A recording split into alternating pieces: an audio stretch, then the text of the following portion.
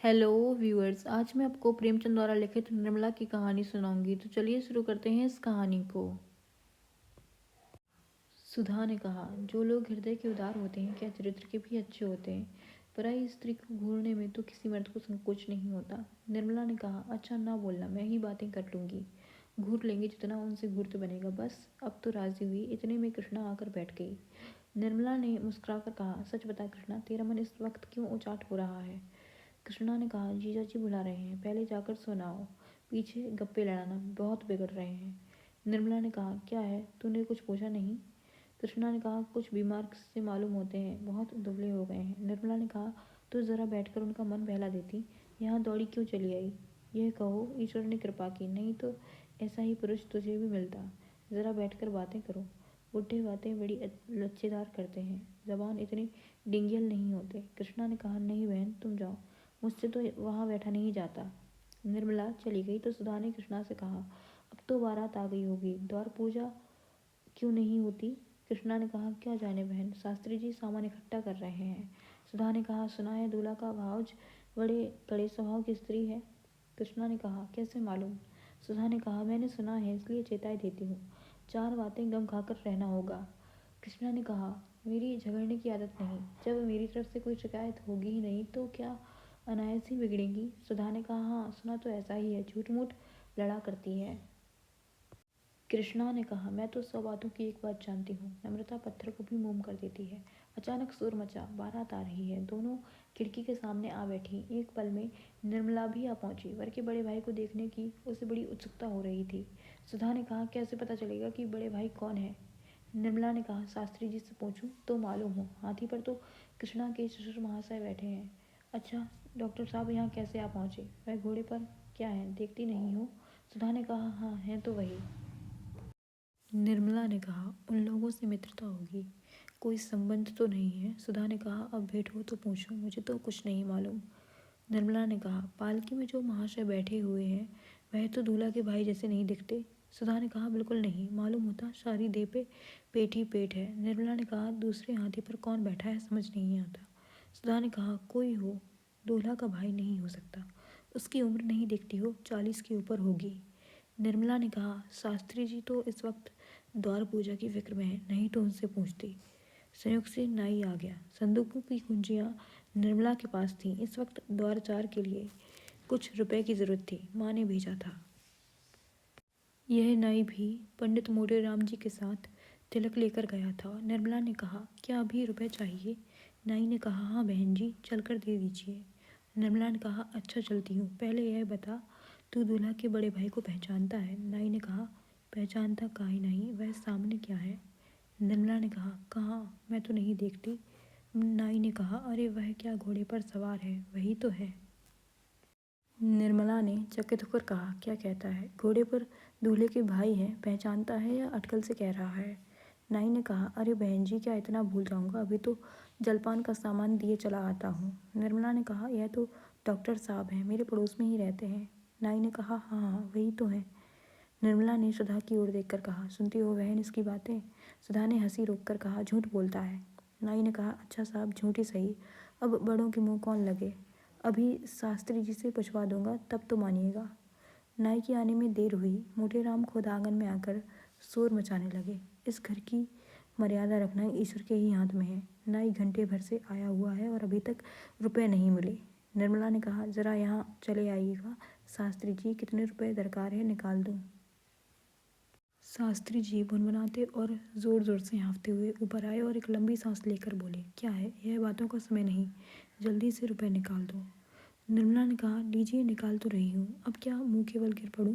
पहले ये बताइए कि दूल्हा के बड़े भाई कौन है। शास्त्री जी ने कहा, राम राम, इतनी सी बात के लिए मुझे आकाश पर लटका दिया।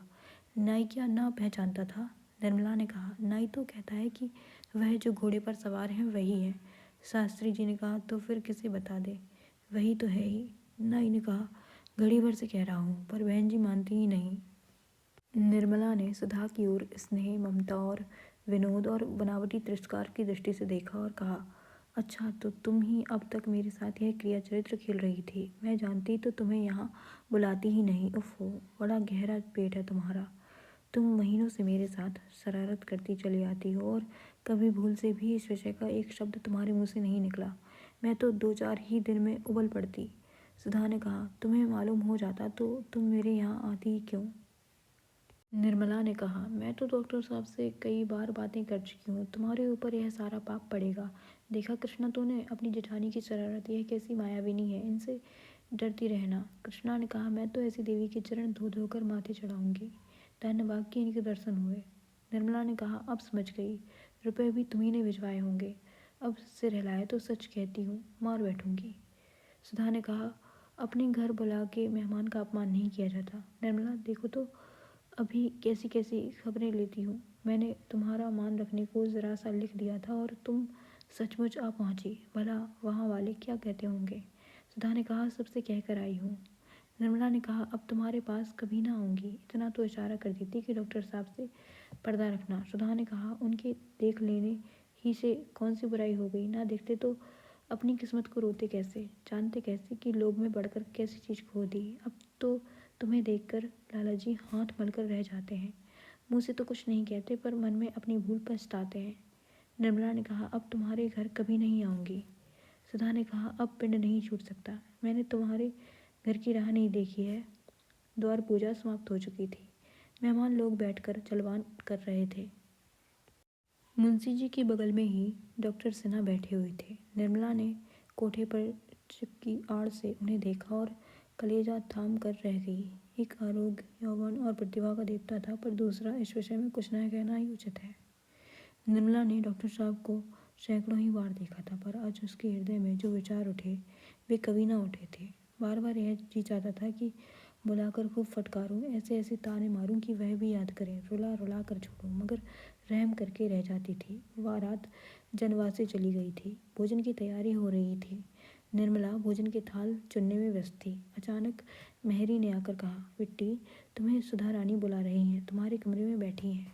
निर्मला ने थाल छोड़ दिए और सुधा के पास आई, मगर अंदर कदम रखते ही ठिठक गई।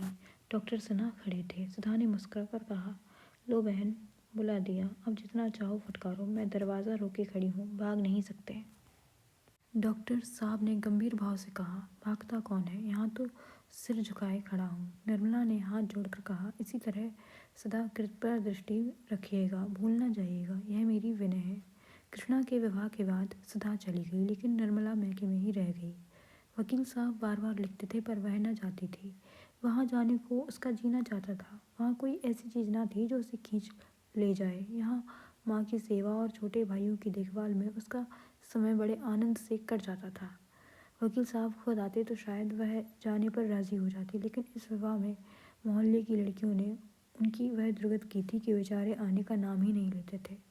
सुधा ने भी कई बार पत्र लिखा, पर निर्मला ने उससे भी हीले हवाले किया। आखिर एक दिन सुधा ने नौकर को साथ लिया और स्वयं आधम की। जब दोनों गले मिल चुकी तो सुधा ने कहा, तुम्हें तो वहाँ जाते मानो डर लगता है। निर्मला ने कहा, हाँ बहन, डर तो लगता है। ब्याह की गई 3 साल में आई, अब तो वहाँ उम्र ही खत्म हो जाएगी, फिर कौन बुलाता है और कौन आता है। सुधा ने कहा, आने को क्या हुआ, जब जी चाहे चले आना। वहाँ वकील साहब बहुत बेचैन हो रहे हैं।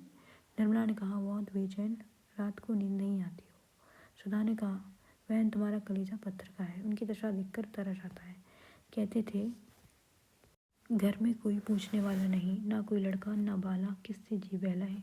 जब से दूसरे मकान में उठाए हैं बहुत दुखी रहते हैं। निर्मला ने कहा, लड़के तो ईश्वर के दिए 2-2 हैं। सुधा ने कहा, उन दोनों की तो बड़ी शिकायत करते थे। जिया राम तो अब बात भी नहीं सुनता, तुर्क ब तुर्की जवाब देता है। रहा छोटा, वह भी उसी के कहने में है, बेचारे बड़े लड़कों की याद करके रोया करते हैं। निर्मला ने कहा, जिया राम तो शरीफ था, वह बदमाशी कब से सीख गया।